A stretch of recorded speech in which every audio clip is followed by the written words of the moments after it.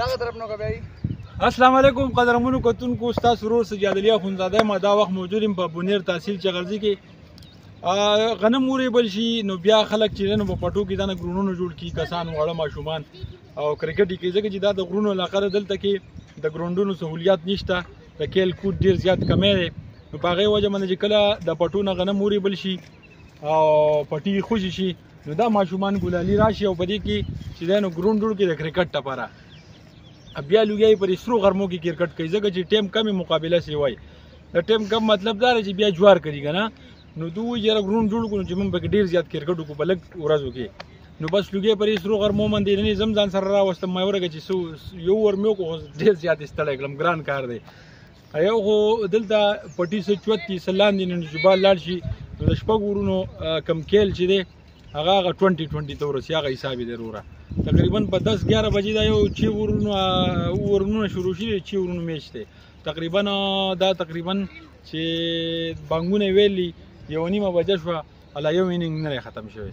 نو ډېر زیات چې دی نو خوند پکې هم شته، مینه پکې هم شته، ډېر زیات خوند کوي. دا کلیوال ماحول او بیا دا د کور کلي دا کرکټ دا ګرون تاسو کتی شئ، ډېر زیات خوند کوي. او خو غرمه ډېر زیات دي، نو بس پکار ده چې دې وړو دپاره د دې ماشومانو دپاره د ګروندونو تنظیم وکړلی شي. خو د بده مرغه زموږ حکومتونو په یو بل کې چې دی نو په یو بل سره به جنګ دي، دې قیسو ته نه دي وزګارو. نو د دې سره یو خو اکسرسایز ډېر زیات کېږي، و چې چا ګروندونه آباد دي د هغو هسپتالونه وراني، یو خو دا ډېره اهمه خبره ده.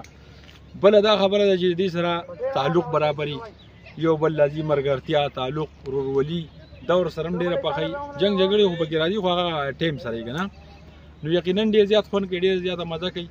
او اکثر چې دی نو دا نږدې کورونه چې نو دا د وړو ته ماشومانو ته قارېږي. نو زه به دا درخواست وکړم چې دوی ته مه قارېږه، دا خو یو څو ورځې کرکټ ته پرېږدي چې وکړي، خپل لړه د ابړاس وباسي، ځکه چې بیا به کوم ځای دا خواران غریبانان ماشومان کوم ځای کرکټ کوي.